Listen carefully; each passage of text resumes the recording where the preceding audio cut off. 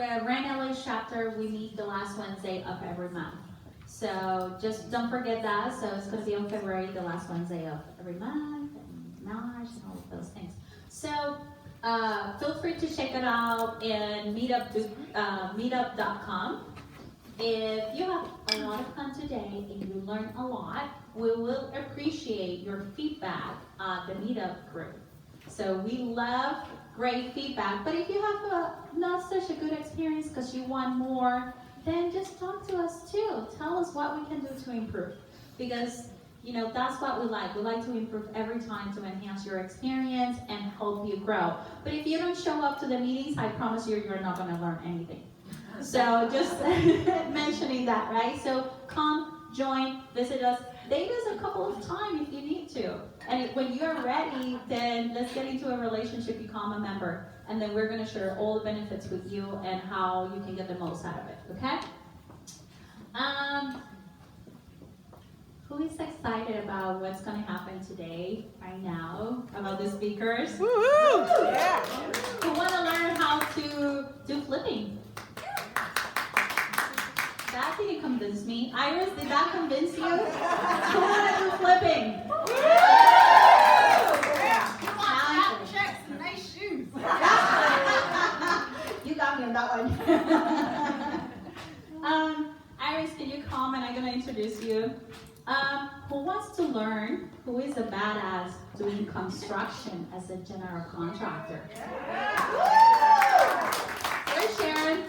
Oh, back there, don't hide, come here. And then, you get through the numbers, you do the investors think about flipping, you have a vision. Sharon goes and make it and helps you to build that. But then, how do we make it pretty? How do we make it more attractive? So now we're going to invite you, Marcel, and our other stager. Oh, I should bring another chair. Oh, we can borrow that one. Oh, okay. And there's one in there, Shilpa. Yeah, so please go ahead and see there. There's another chair. So, and you want to go? So, Iris has been doing more than 200 flips so far. Is that a good experience? Yeah. So I think Sharon, she does a lot of construction, not only residential, but industrial, Old Navy, and she will tell you a little bit about all the experience she has. And Marcel too, she has a very unique staging strategies, and they're going to share about how they do that. So Iris, if you can introduce yourself and share a little bit about you. Hi everyone. Oh my God, what a great venue. Yeah? Yeah, this is a good place. That's awesome. Anyway, thanks for coming tonight. Sorry, I have a cough drop in my mouth. Okay, so I started this. I ditched my corporate job back in 2003. I can't believe it's been that long. Holy moly. And I used to work corporate finance. I was in the mortgage finance industry. And I read this book called Rich Dad, Poor Dad. Anyone read that book? Oh yeah. God, it changed my life. I realized I didn't want to work for the man. I was working so many hours, 16-hour days, 6 days a week, making a shit ton of money, but I didn't have time to spend anything because I was in the office all the time. I read this little purple book and it said, create your own business, because if you work for someone else, you're making them money, right? And I came from a background, I went to college, I went to UCLA. My mom wanted me to be a doctor or a lawyer, not an entrepreneur. And I swear to God, it took me 3 years after I quit my job before I even told my mom. So I was working for myself. But anyway, I'm sorry, getting off track. I got started because I had a friend in the industry ask me if I wanted to do a flip. And I'm like, what is that? She was like, you buy a house under market, you fix it up, and you sell it for more. This was back in the day where they didn't have any of these TV shows, okay? And I asked my friend, she was a gal, and I'm like, have you done this before? She said, yeah, and I lost so much money. And I'm like, really? You want me to do this? And she goes, yeah, but I learned a lot. and I want to do this again, and I want to do it with someone that can like support me and help me, and I'm like, I'm all for it. And so working 16-hour days, I remember leaving for Home Depot at 10 o'clock at night, going to the only Home Depot in town that was open until midnight to try to buy materials for the contractor that was going to show up the next day before I went to work, right? And it was crazy, and that was the flip that launched my career, because even though we did that all after hours and on the weekends, that first flip, after 3 months, we sold it, and I made $40,000, and I was hooked. Hooked? Like, let's do another one. So let me just remind you, this was in 2003, and I don't know if any of you have been in the industry long enough or knew back in the day. That was when everything was going up and you couldn't make a mistake. You know, you bought something today and the next day it was worth 10,000 more. It was crazy. So you could screw everything up and you still made money. It was crazy, insane. I guess I was just fortunate, lucky to start off, because I learned a lot. I remember that first flip. I laid down tile, I hung cabinets, I did landscaping. I don't do it anymore. You see these nails? Oh. But that was such good experience, because it taught me the worth of the labor that was going out there. So I didn't have any issues paying someone to do that, because I knew how difficult it was, and etc. But we'll go into tips on how you find contractors and things like that later, because I'm taking up way too much time right now. Sorry. But yeah, so anyway, that was just how I launched. After that first flip, I think 3 months later, I ended up quitting my job. Wow. And going into it full time, and never looked back. So thank you.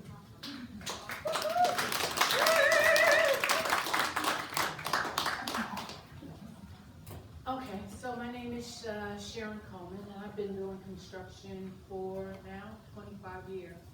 Yeah, girl. I think, well, I've had my company for 25 years, so I've only been doing construction more like 30 years.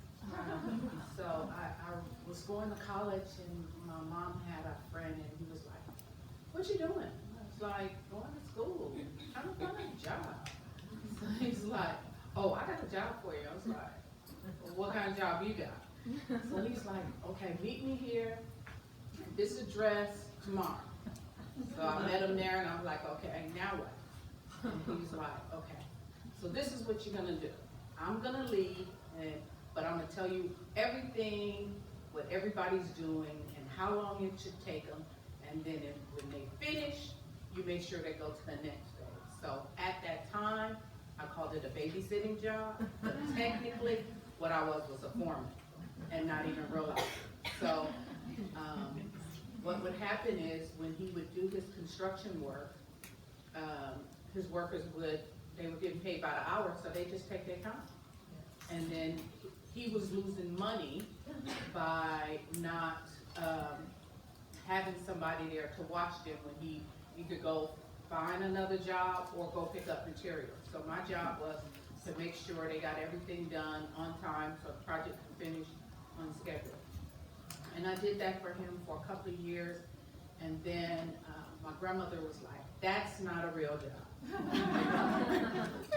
You're not getting no benefits.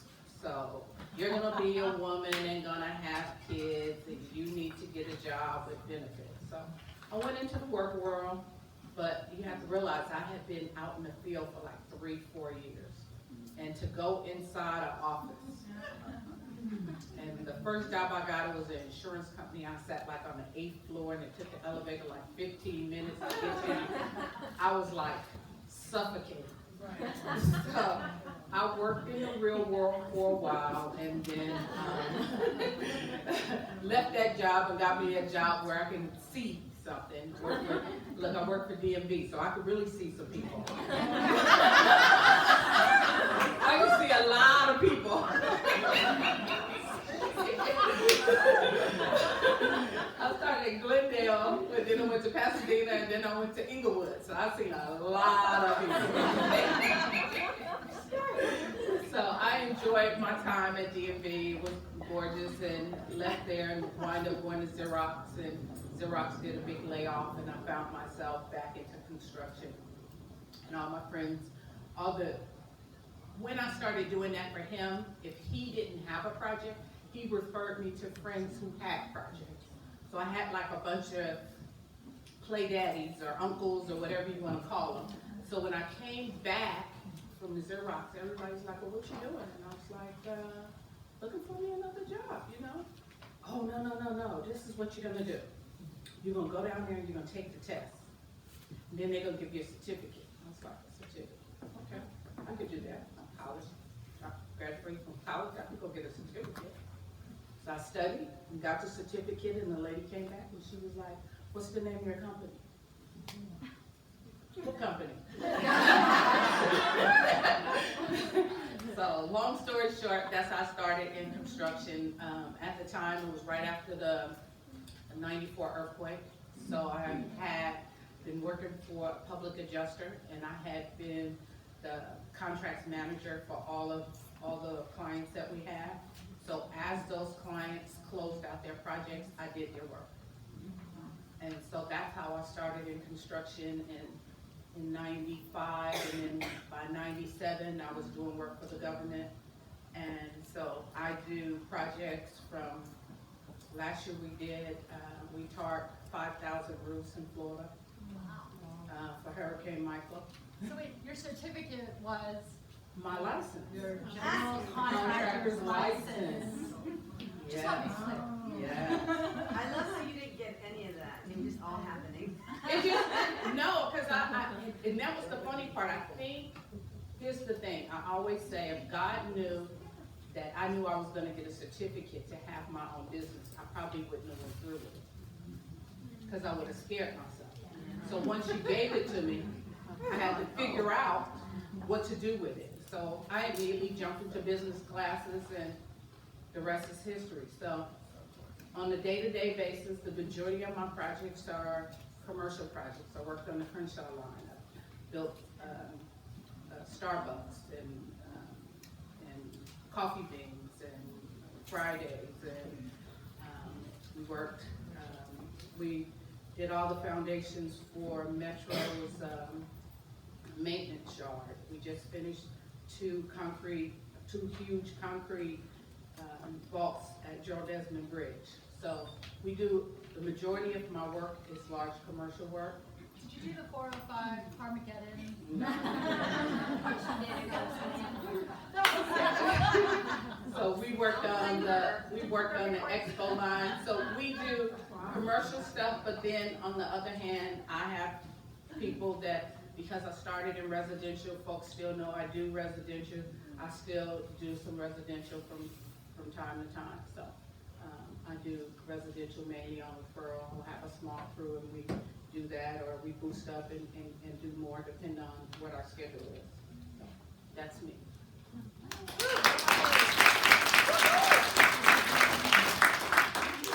Hello everybody, welcome to the studio. I'm Marcel. We call this place M Design Build Studio. Thank you. So my personal story, my father, and my mom in 75 came from the Philippines and immigrated here, and my dad was a contractor. He ended up building 25 homes in the city of LA.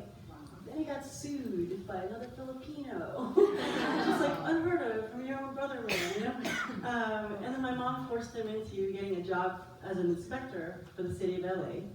And then he eventually became the director for the housing urban development, doing affordable housing projects and senior citizen projects and that kind of thing. So I kind of have a lot of that in my head: red money, blue money, green money, yellow money, how to use that kind of thing. But I kind of rebelled and said, Mom, you're overprotective.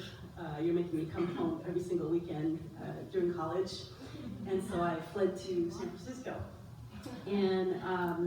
And then got into software sales because I was in Silicon Valley. So I spent a large part of my career, I was just talking to Jen about it, working for Microsoft, selling software. And then at some point I decided time to come back home after 10 years and decided, I'm in sales. I want to kind of bond with Dad a bit. He wants to partner up. And so I ended up working for Marcus & Millichap as a commercial broker.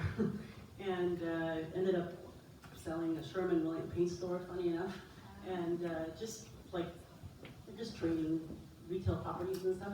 And then it ended up kind of like realizing my dream was to create, to design. And I was reaching a milestone birthday. I hit my a very big prominent birthday and decided I'm not gonna die not doing this. So then I enrolled at UCLA, interior architecture, assembled a team, architect, and then we did some projects last year, or in the last 3 years, doing speakeasies and 8,500 square foot offices, 20,000 square foot offices, and this space, calling it the Solarium. And so I do interior design. And originally my goal last year was to develop a 50-person interior design firm. And I said, then when I was thinking about 2020 and my goals for 2020, I decided that's just too much work. Why build a job for myself when I got out of the Microsoft world? Why do that to myself? You know, as entrepreneurs, it doesn't make any sense. So I decided my new goal is to have 40 properties in the next 10 years, 40 doors in the next 10 years, with cash flowing $200 a door, and that's $100,000 a year. And I think that might be doable. So that's my story. We do support, other designers now with a new line of products that we have. If you want to talk to me about that, I can show you some of our enamel stone products and biophilic design planters that you see here. This is a design gallery, and you can beautify some of your spaces.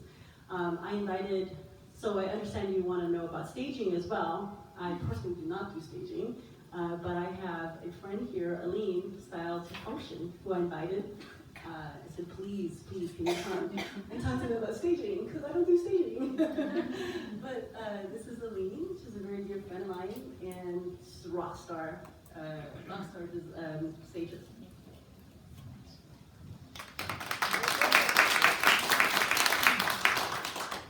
Hi everyone, it's a pleasure to be here. I'm just loving the vibe of this room, and I think I want to start investing in flipping. I'm so excited, and I got the staging part down anyway, so hey, teach me the rest. My name is Aline. I own Style to Function, which is a home staging company. My warehouse actually is in Paseo, in this building. Marcel and I connected a couple of years ago, and we've sort of grown our businesses together. So my background, I went to USC as a business student, and I studied marketing. I worked in marketing for many years. I was the marketing manager for a big software company, and then I decided that I just wanted to be a stay-at-home mom and have my 2 babies. And I did that for 10 years.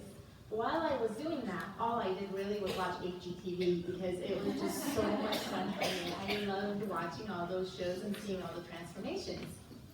So one day, my brother, who's an architect, he flips properties, and he said, hey, you're really interested in this, you have an eye for it, why don't you come and stage my property? So I thought, this is great, I can have him pay for all the furniture, and then I'll keep it, and I'll get And so he agreed, and I'm like, great, went shopping with his credit card, I got all this furniture, made it amazing. The house sold, and it sold really fast, and it sold for way above asking. And before you know it, people were asking him, who staged this property for you? And next thing you know, I got a house. I got a second house. And I couldn't even keep that furniture. I was taking from one house and stuck it in another house. And that's how the journey began. I love staging. It's just a passion of mine. I love creating vignettes. I love creating stories.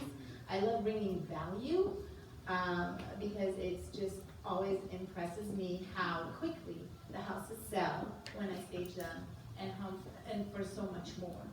So that's my little gift, and that's what I enjoy doing.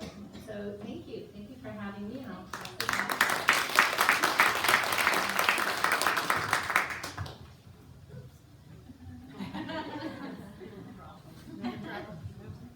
Wait, can I just make a comment on a stager once told me that the cost of staging is never as much as your first price reduction. Good. Use it. Okay. You gotta have it on your card. Good. So, The cost of staging is never as much as your first price reduction. That's a nugget, write that down. yep. Well, I think we're gonna start tapping into that in a little bit. But before that, so we have new investors, we have more seasoned investors, but there's a lot of things that are happening in the market. And I think one of the biggest questions that we might have is, where and how are you finding your deals now, Iris? And tell us what's changing in the market. Okay, that's a loaded question. Okay, so I have to admit, I'm not doing as many deals as I used to, and that is because there's a very important reason. At my very late age in life, I decided to have babies. I have twins, and it's really hard to go to a lot of properties and bring your babies with you. It just doesn't work. So I really it's very interesting because, you know, unlike a lot of people, I decided to wait a lot later in my life to have my kids. Whereas a lot of people maybe had their kids when they were young and now are finding themselves, right? I already established myself and I had this awesome business, and I guess having kids made me slow down, which is a great thing. And I'm so, what I'm happy about real estate, the most I'm happy about, is that I have control of my life. I don't have to check in with anyone. I don't have to be in an office at a certain time. The kids are sick and they can't go to daycare. Well, shit, I'm at home with them, okay? Or I can take them to, I guess, my projects, but I don't want to get them dirty, right? So how am I finding deals? Right now, because I have an established business, most of my deals come by referral, okay? So as you develop, I cannot emphasize enough how important networking is, coming to events like this, letting people know that you're either a wholesaler or you're looking to flip or are a flipper or you have money. You've got to let people know what you do, because those deals will come out of left field. But they won't come unless you let people know what you're doing. And even if you haven't done your first deal, let them know this is what you're up to. So if they run into that person in the office or their neighbor is having issues, you'll be top of mind. That is what I call referral. Okay? That is the best way I get my deals.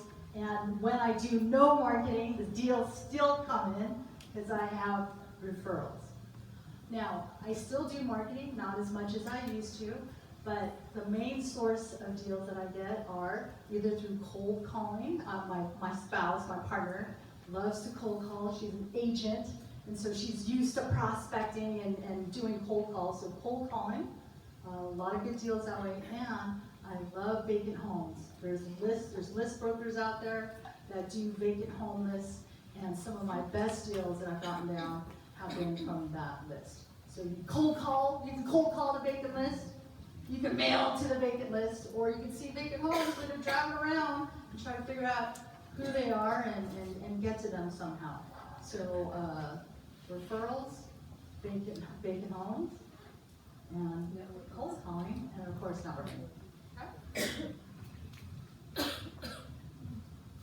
What about the MLS? Are you finding any opportunities? Okay. Yes. Okay, so surprisingly, I can honestly say that I felt that the MLS kind of dried up. There was a lot of competition. There was a ton of offers out there going on the MLS. And by the time you, as that sole investor trying to go in there, there was like so many offers already. Oddly enough, I buy from wholesalers as well. And I always ask them, how'd you get this deal? And surprisingly, the last 3 or 4 wholesale deals, they were from the MLS. They had written an offer on a house that obviously was a fixer, and yes, so I'm kind of seeing this resurgence on the MLS because talking to the agency when they're like, yeah, some of these houses are just kind of sitting there and they're getting desperate, and so they want like the cash. They're fine with the lower offer, etc. So yes, I am seeing the offers coming, resurging back from the MLS. So thank you for bringing that up. So how do you find that information? There's a number that they call it days of market. When they're sitting there for a long time, keep an eye on them. When they're expired, keep an eye on them. And you guys, when you're looking to flip a house, I mean, do not, like, we're talking like the ugly, smelly, gross houses that can't get financed, right?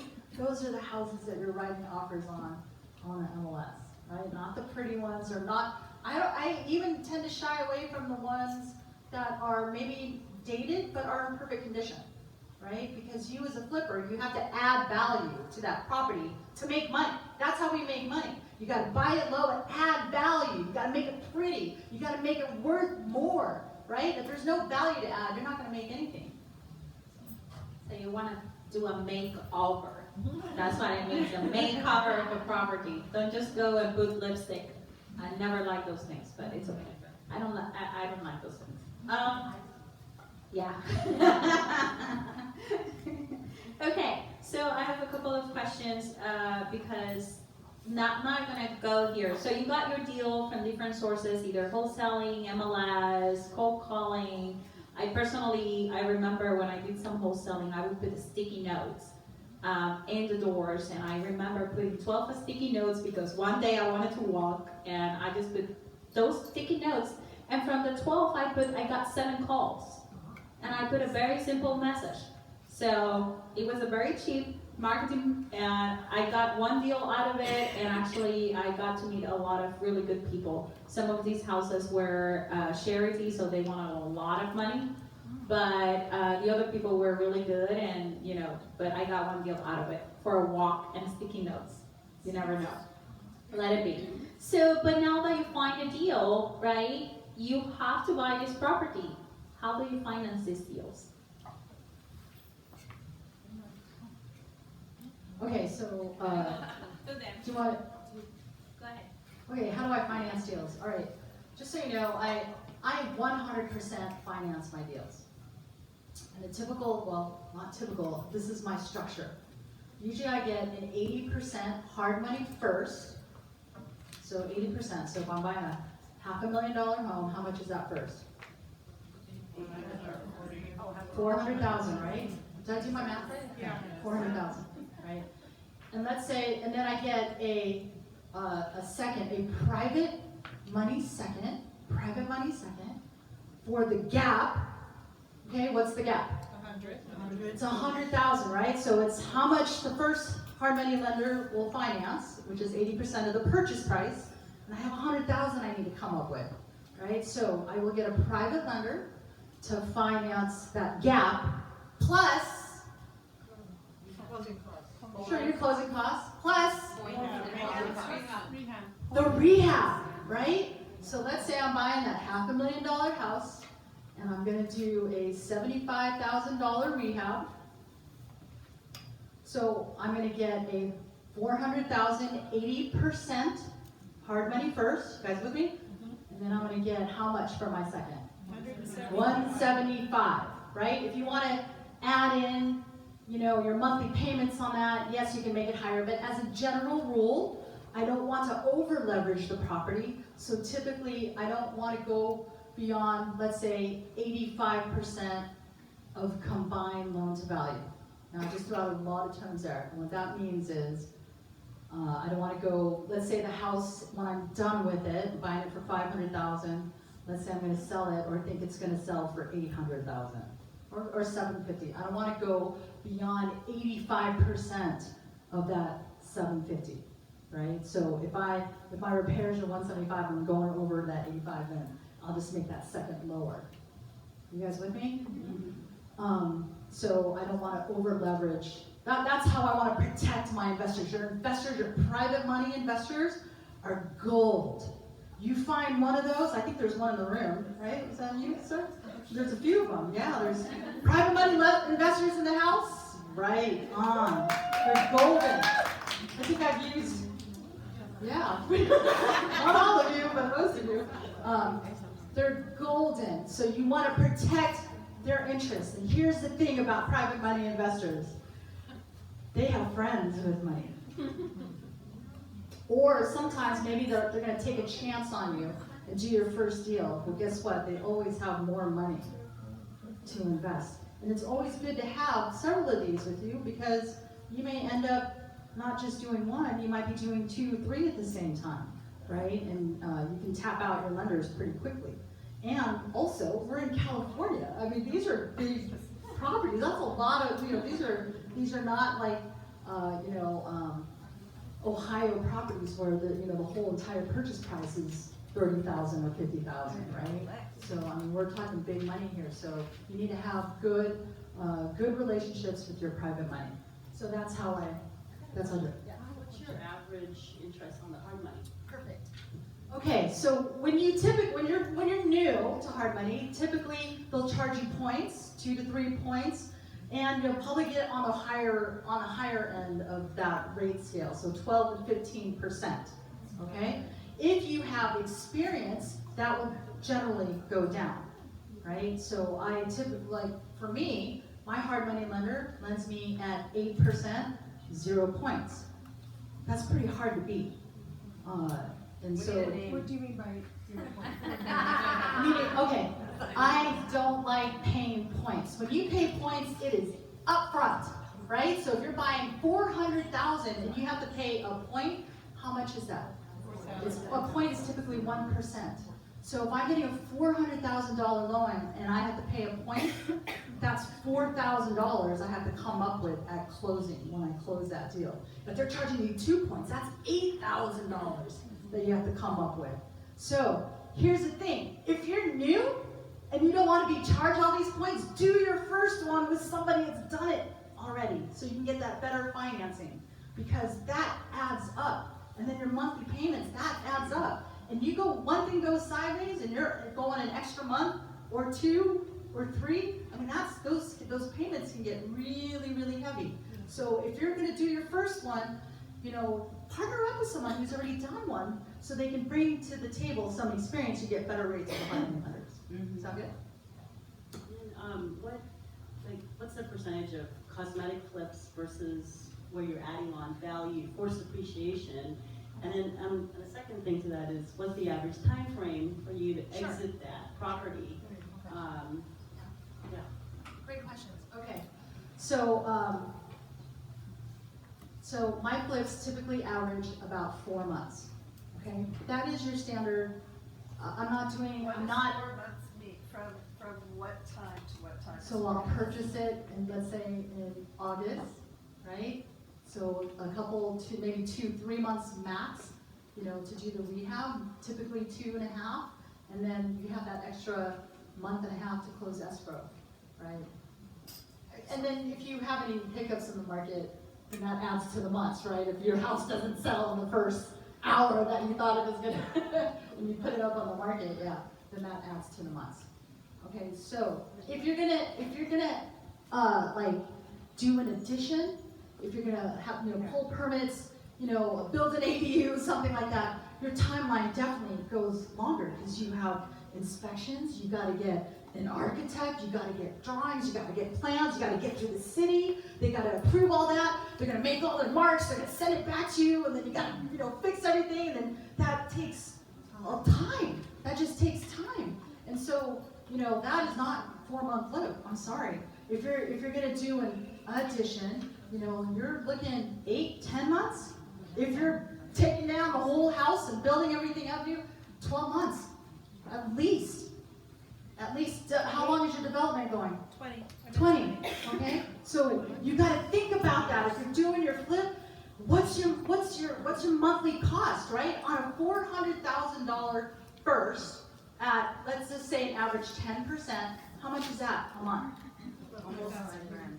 Almost $5,000. All right, I can't take that. 10%, right? About 4,500. Okay, 4,500. So imagine you go 10 months on that flip. That's $45,000 that's going to that lender, right? That better be in your budget. So what was the other question? So a little bit longer for, if you're adding square footage or if you're going ground up. It depends on the city. It definitely depends on the city. What's the average? Let me ask a question for her. Because actually we're gonna go there. So now let's go into the portion of budgeting for the construction. So, you know, there's harmony lenders, there's creative ways to finance a deal. You can work with private lenders. There's other great information. And if you want to learn more about what's coming on how to be creative and finance a deal, then you must attend Ignite Your Fire Everything, because we are bringing one of the biggest specialists on creative finance. And she's coming from the East Coast just to share her knowledge. So, but now, just saying, right? But now, talking about cost, and how do you calculate the cost of a rehab? And from your experience, and do you have like an average number? And from your experience, Sharon, that's going directly, and actually I want to know how you calculate or budget for staging too. How do you vet the contractors? Well, if you haven't had a contractor, you wanna ask somebody for referral, because, you wanna basically ask for somebody a referral. And you want to know, when you ask them for that referral, you wanna know how fast they did their job. Were they one of them contractors that showed up every day? Because you got some contractors that do a little bit of work today and they may not come in back until next week. Because you are on a time schedule. They need to give you a schedule and you need to know they stuck to it, and whoever referred you, you need to know that they stuck to the schedule that they were at. If they didn't stick to the schedule, why they didn't stick to the schedule. And a lot of times they don't stick to the schedule because of the owner. Because you haven't figured out what you want to put in your house. And then by the time you figure it out, you gotta order it. And then you gotta wait for it to get there. So it behooves you to, if you know you're gonna do a flip, go in Home Depot, walk the aisles, figure out what you're gonna put down. So when you give that to a contractor, you can say, I want this, and I want you to give me a price on this, and then you want to get more than one bid. And you want them to give you a detailed bid so that you know what you're paying for. And so therefore, if there's a change order, you can kind of figure out how that's going to happen, and you want to work out, if there's a change order, can you do it on time and material, or is it going to be a lump sum bid? So you don't want them to just give you something and you don't know what it is. So you always want a detailed bid. But yeah, you need to make sure they're on schedule, they show up every day, because for you, time is money. You don't want to be just, the clock be running and you have to pay this hard money and your work is not getting done. And so that's what, I normally give people. I give people a schedule. I have a couple of questions, that's practice questions that I'm wondering about. One is, would you recommend putting a few cameras on site so you know when they enter and you know when they're leaving, or if they didn't show up? That's number one. Number two, how often would you recommend I'm visiting my sites? I would visit my site at least once a week, but I'd be taking pictures, so I know when I left what it looked like, and if you did something. You could put cameras on and let your contractor know. I'm watching, see if you show up. Just a couple locations so you can kind of see. If Right, so you can see. And then also, you can do like the big boys do. I'm gonna give you a liquidated damage. But every day you're not here, every day you run behind schedule, this is how much it's gonna cost you. And it'll come out of your final payment. That's really smart. I didn't know liquidated damages. Okay, that's really good. Thank you. Yeah. But shouldn't we be trying to get contractors who work with investors or even other investors? You can, but right now, most investors have their contractors busy. So, there's so much construction going on right now, a lot of people are really busy. And I know my friends who are doing investments, they are doing 4 to 5 properties, so they are moving their people from one place to the next. So it really depends on who your contractor is, or who you choose. So you could get one that an investor has, and then you may not. What's the average pay of a construction person? Just average. What do you mean, a worker? I don't know, it really depends on the company, anywhere. Well, everybody gotta pay more than minimum wage, and minimum wage is 15. So you're actually talking 20, 25, depending on their experience. What's a typical GC, what do they call it, markup? Thank you. What's the? Okay, so let's say the job, Overhead and profit. so let's say the job is gonna cost, $100,000 to complete. What is a typical markup for a general contractor? Anywhere between 15 and 20%. It depends on the area too, because Depends where I on the live, it's area, like too. 25 to 35%. And that So depends that on whether means- you ask them to provide materials, because they make way more money if you have them provide the materials. They're marking those materials up. Yeah. Sometimes they're grabbing it from their warehouse and they're charging you what Home Depot is charging you. So that can, I have a quick question. So on the, I heard, and I haven't tried this yet, but I was thinking about having my crews take, like, let's say that we're working plumbing and we're, working 3 different things that week. For them to take a picture just before they leave. So every day I'm getting pictures, I think you taught me that, Iris. So every day we're getting pictures of what it looked like when they left, so I can see the progression from day to day. My crews Or from the do that beginning of for it, okay, so that's not unusual or something that they would have a problem with? No. Okay, thank you. I like the cameras, cause I like the spy. And every so often I'm like, yo, yo, yo, and they're like, and you can speak in the camera. Yeah, they never know when you're watching. Okay, so, the cost of staging, the basic 2-bedroom house with 1 bathroom, a living room, usually costs around $3,800. Most stagers will have a contract for 2 months with that price, and then there's, monthly rental fees after that. We do 3 months just because it's trying to be nice, just give them an extra month. But the things that make the staging more expensive would be if the property has a lot of stairs. For example, we did a house last year. She had 39 steps in her house. So, of course, yeah. You need more people. And the basic cost to get a job going would be, for me, it's $1,200. So to get 2 guys, a truck, all the costs involved, just labor, not even the furniture cost or accessories, is $1,200. So in putting everything in and removing everything too, so there's that part of, that's all inclusive. From then on, if there's an elevator you need to squeeze furniture into, or outdoor patio area that's not covered, so the furniture is going to be exposed and probably damaged over time. So these are the kinds of things that we take into consideration, and then the cost sort of starts to go up as there's more, many more obstacles that are kind of thrown up. Can you please repeat the price, the average price? So the basic 2-bedroom, 1-bathroom house with 1 living room, a bathroom, a kitchen, and maybe a small patio would be about $3,800 for 3 months for us. But other stages probably 2 months. And how does that go up by For 2 months. And then after that, there's a rental fee, which is usually about 10% for my business. Yeah. How does that go up by square footage or like the bedrooms or whatever?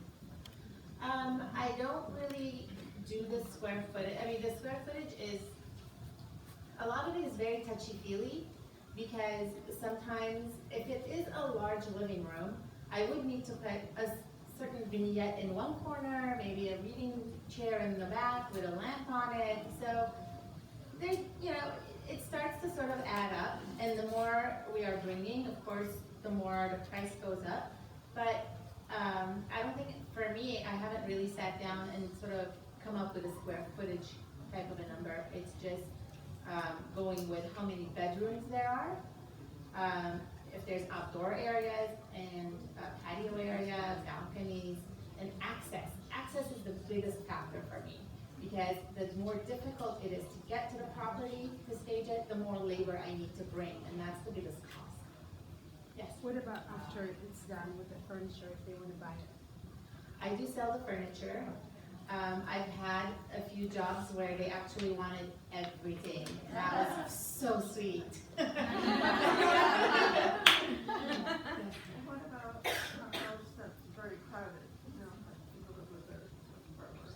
Yes. So then there's like, what, you take everything out and put it in storage, or use some of what they have?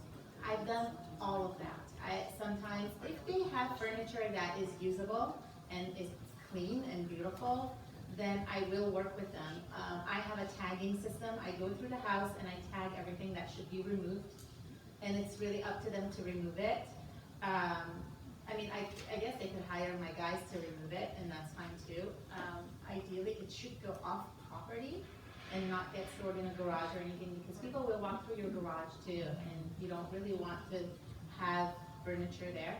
But yeah, I've had, and then I go and I bring in my furniture that actually works with theirs. Yeah.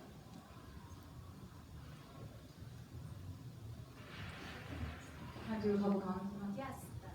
Okay.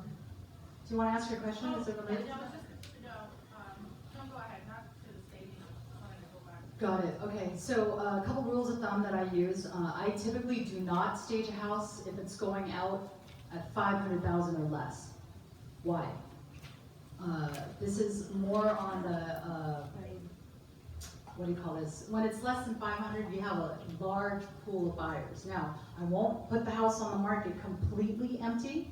I will put like towels in the bathroom and just little trinkets in the kitchen, but nothing heavy, you know, that I have to move. And fake plants. I love fake plants if I'm not going to stage, right? Because it just kind of gives it a little bit of warmth, and I don't have to go there in water. So I have an arsenal of fake plants. But 500,000 or more, I definitely stage, and it's definitely worth the money. People need to see what is possible there. And if you have a funky house, like a weird space, you know, going on, definitely stage it, because people do not like, you know, that weird feeling when they go into a house and just be like, what is this, right? So you can use staging to kind of solve issues like that. Second thing I want to comment, I have a general rule for rehab prices, okay? So if you're just doing a rehab, not like ground up, but just a rehab, maybe moving a wall or something like that, as a general rule, if I'm doing a rental, I'm going to spend $20 to $25 per square foot. Does that help? Okay. If I'm doing a medium rehab, you know, something 500,000 or less, or maybe not, you know, not a super high-end, super nice. I'm looking on average $30 to $35 a square foot. Now, I have to tell you, these prices have gone up over the years, okay? These prices have definitely gone up. When I would look at my old rehabs, and I'm like, man, I got that done for really cheap. But I kid you not, all the labor has gotten really expensive, the materials have gotten expensive, so this is, you know, definitely going up. On the higher end homes, or, you know, things I'm making really nice, $45 a square foot. Okay, $45 a minimum. And then I add $5,000 on top of that for every major big thing. Okay, so that $45 a square foot is going to include, you know, the electrical, the plumbing, you know, new windows, you know, the doors, the kitchen, of course. But if I have to put in an HVAC, a brand new system, $5,000 on top of that. If I have to do a new roof, that's a major thing, $5,000 on top of that price. This house I'm just recently doing, I didn't realize it when I bought it, but it was an asphalt driveway, and it was actually awful. There was just so much crap on it, I didn't really see it. So I had to re-concrete that entire driveway. So it was another $5,000 on top of that price per square foot. Does that make sense? Yeah. So it's not that HVAC costs $5,000 or concrete costs $5,000. I'm just saying, on average, if I take $45 a square foot, and then I have to add these major things in, you know, on average, if I just use a round number, 5,000, 5,000, 5,000, I get pretty close to what my actual rehab number is. And then you divide it by the square footage, is that what you're No, saying? no, so let's say I have a 1,000 square foot house, right? And I'm gonna make it nice. It's gonna cost me how much? $45,000. But let's say it also needs a brand new HVAC, or it didn't have an HVAC. My budget is now $50,000. Let's say it also needed a roof. My budget is now $55,000. I'm trying to give you a rule of thumb, so when you're out there making your offers, you can come up with something kind of quick without even visiting the property. Make sense? Okay, hope that helps. And the appliances? Appliances, you know, Best Buy and Pacific Sales knows me. I already have this like appliance package, like the lower end appliance package. I never put a fridge in. I always put a microwave, a range, and a dishwasher. That is out the door, $1,300, stainless steel, Samsung. That's already included in my price per square foot. If I'm going a little higher end, maybe I might put a KitchenAid. My budget for appliances goes to $2,800, right? And one of the houses I'm doing now, my appliance package is $28,000. And that's on the lower end of the high end stuff, right? So it just depends on what you're doing, right? Yes? You had talked about like cold calling, vacant homes, etc. When you make those calls and you make those offers, is it standard for you to also like you're looking at a super dumpy home? You get a home like a home inspector before you close a deal, correct? No, I don't. Because I will look at the house and I know what I'm looking for. If you're doing your first renovation or maybe even your second, get a home inspector just so you get used to what they're looking at. And the reason why I say that is because that end buyer that you're going to be selling to, that retail buyer, is going to get a home inspector. So you can see like foundation damage. Yes, I will look at major things like, is there any foundation issues? I mean, I'll ask the homeowner even, what's leaking? Is your roof okay? I'll look at the ceiling, see if there's any like stains and stuff. I'll see if there's tarp on it, right? So things like that, yeah, I look for cracks. I look at the side of the house and see if there's cracks and whatnot. I just want to get to your question. Did you have that? Yeah, going back, well, actually, on what you just said, what type of ROI are you seeing now with today's market? Okay, so this is a really interesting question because people are like, oh, I'm only going to do stuff 10% ROI and stuff like that. But you know, realistically, in California, you're flipping in California, an 8% ROI, 7% ROI actually could be 50 grand. Would you do something? I have this rule of thumb, I don't get out of bed unless that project makes at least 30,000, right? But that project can make 50 or 60,000, and that ROI is only 7%. I'm okay with that too. So you have to do your numbers. And on top of that, earlier I said that I do my deals 100% finance. Now it doesn't mean I don't come to the table without money. I keep my money for the reserves. You know why?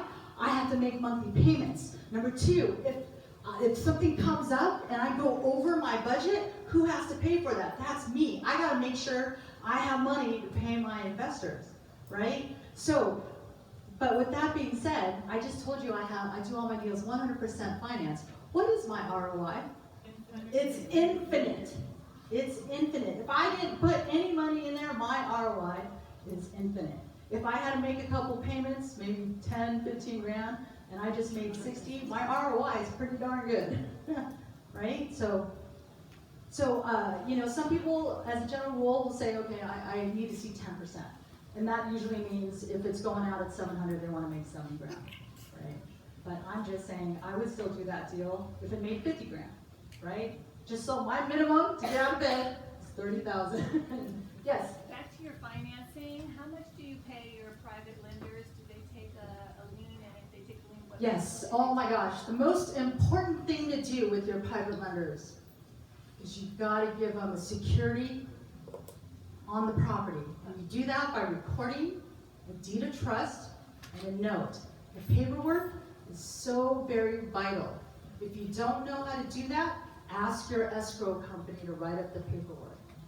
And secondly, the biggest thing for your private lenders is security.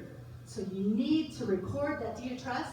I get them title insurance And I also add them on the homeowner's insurance. This is how you build security for your private investors. And what rate do you pay them? 8 to 10%. For hard money and private? Yes. Yes. Actually, I have some private lenders that take 5%, because if I told them I gave them 10%, I would give them 10%, they would literally freak out on me. Because, you know, they're the blue hairs, and, you know, they're used to making 2%, right, at the bank. So if I told them I would give them 10%, they're like, oh, that's way too risky, right? So you have to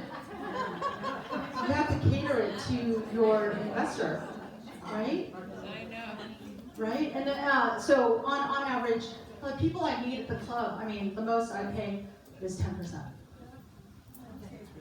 Oh, I know we have a lot of questions, but we need to get moving because we're against the clock. okay, so my favorite porn site, ladies, okay. Sharon said that, you know what you're gonna do with your house. So I call this real estate porn. It's called House. Have you guys been on it? Oh my God, at night? Ooh, look at that. Oh, that's sexy. And then you find something you like and then go to Floor & Decor or Home Depot and find a cheap version of it, right? Okay, sorry.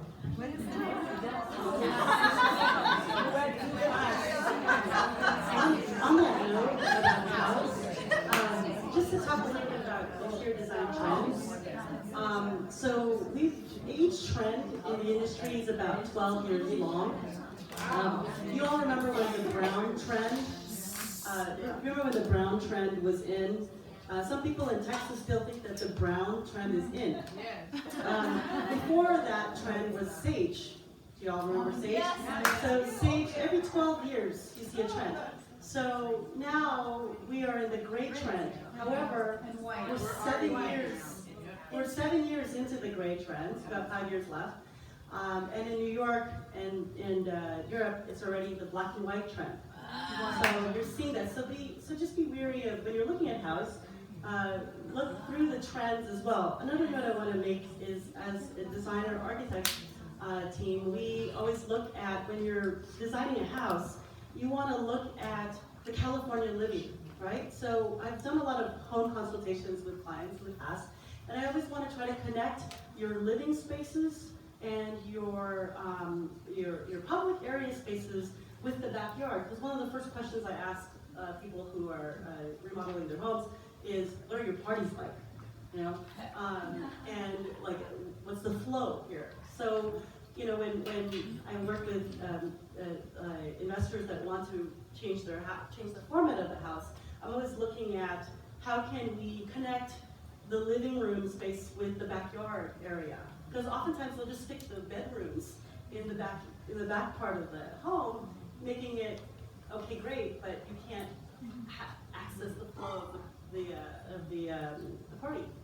So that actually makes it sell faster because California lifestyle is indoor-outdoor relationships. So you always want to honor those relationships when you think about your design.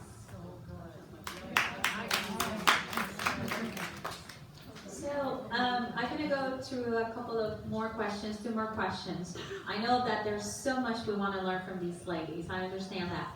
But at the back of your package, if you open it, guess what? That's their information. You can contact them by email, by phone. So I know that, you know, because we can stay here and talk about real estate all night, and then this is going to... I wonder if the private lenders would be willing to speak a moment about how and why they We have another event, if you come every month. So the last Wednesday of every month, where we talk specifically about hard money, private money, and all the details about it. And in fact, when you become a member, you get access to those recordings too. And you will see in the member profile if they're private lenders, and that's another way that you can connect with them. But yeah, at that time, I think it's gonna be on March, I think is that topic.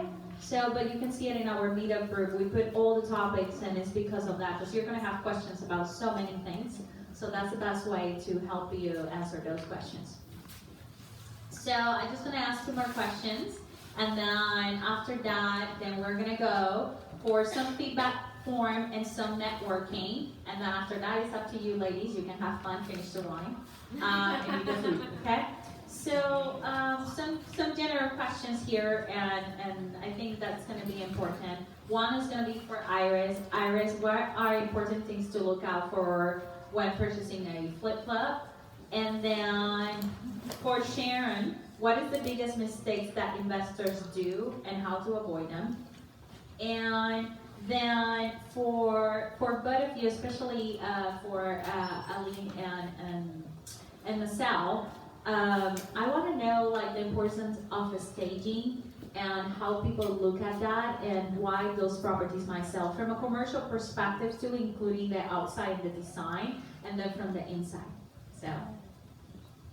What was my question again? The important things to look out when purchasing A flip or a flop.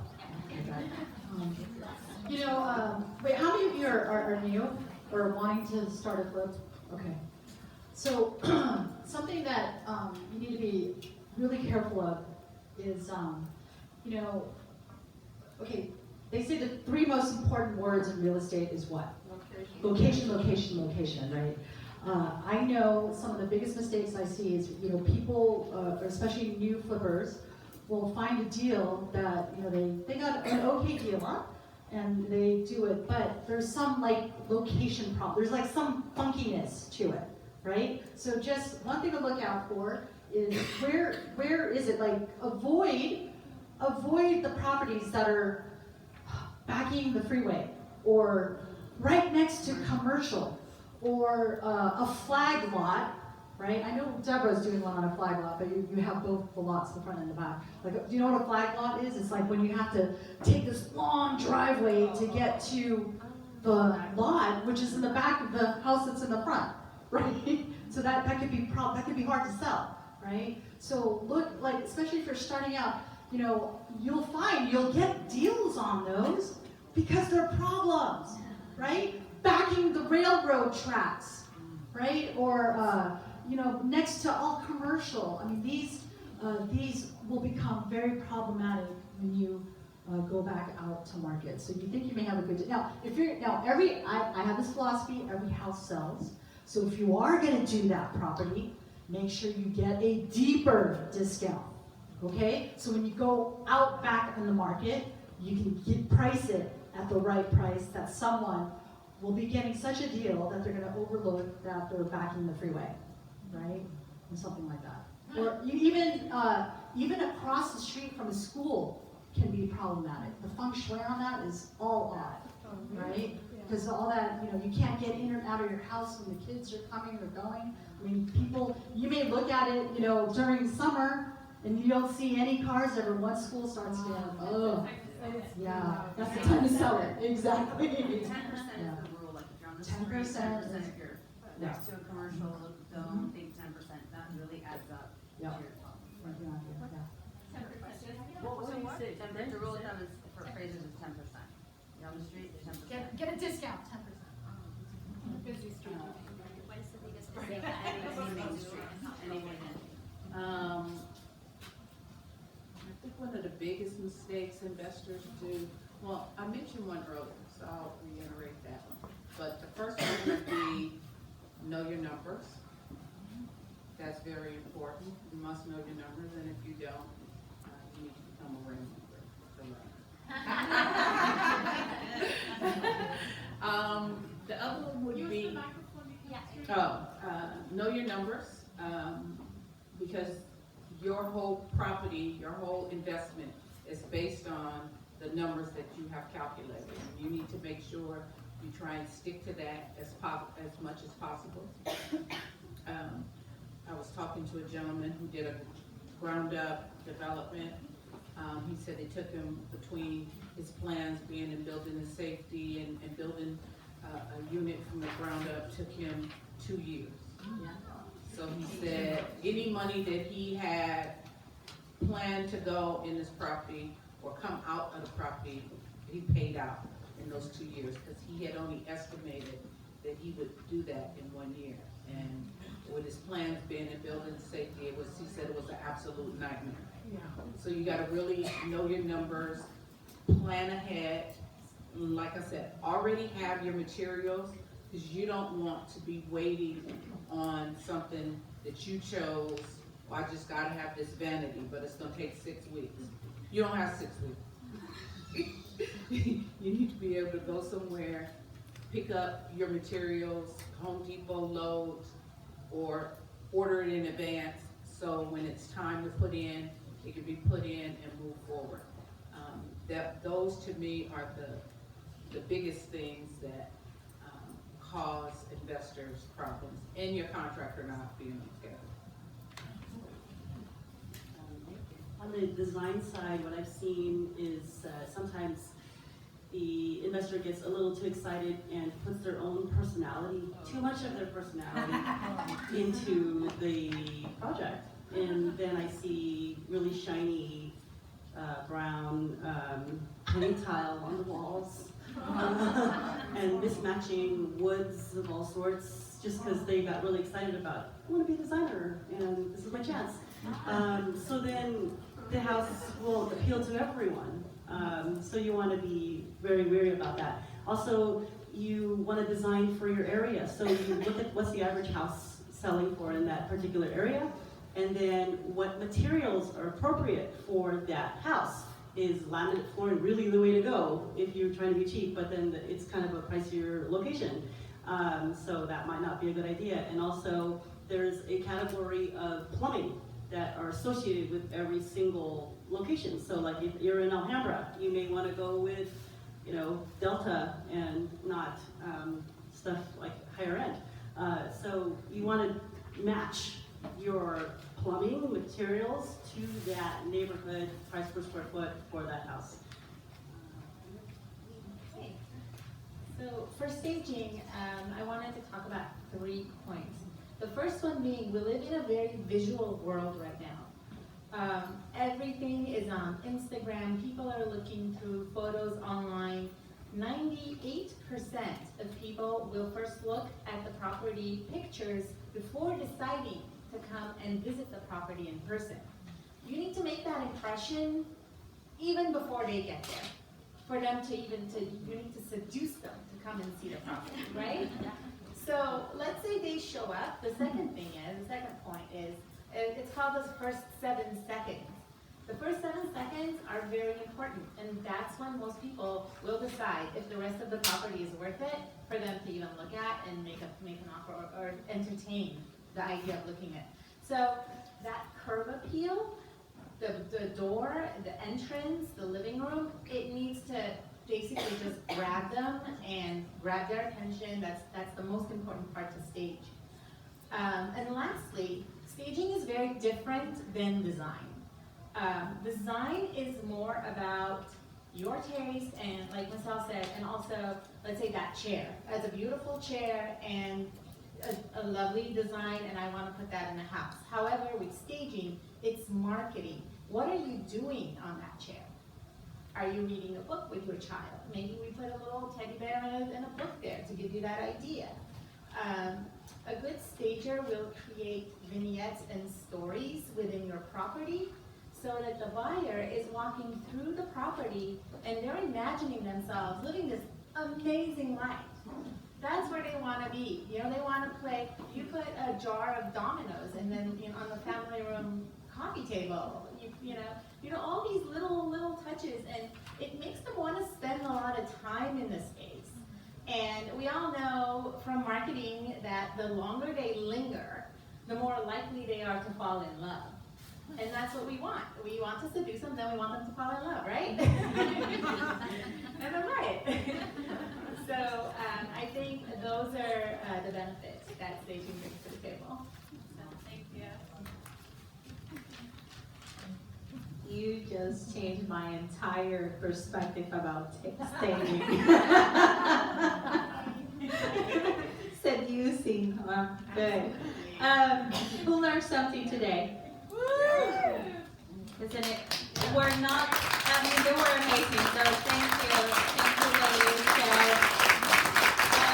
again, if you want to contact them, I don't have her information because Michelle was amazing and she brought it, but I wasn't sure. But please make sure you get in touch with her, get her information, and it's not just contact myself.